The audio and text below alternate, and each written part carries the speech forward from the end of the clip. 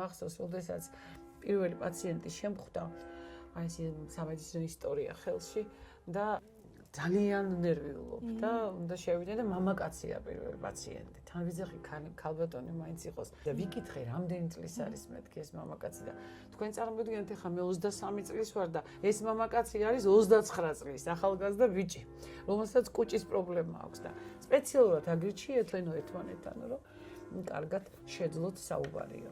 არასდროს არ დამოვიწყდება და დღემდე გვაქვს ძალიან კარგი ურთიერთობა იმ ჩემს პირველ პაციენტთან დღეს უკვე მეგობართან. რომელთანაც რომ შევედი, რა თქმა უნდა, არც ის არ უკითხია, რომ თქვენ ხართ ექიმი, რომ მაშინ კითხულობდნენ ეს ახალგაზრდებს, რომ ეს არის ექიმი. ამან უნდა გვიმკურნალოს.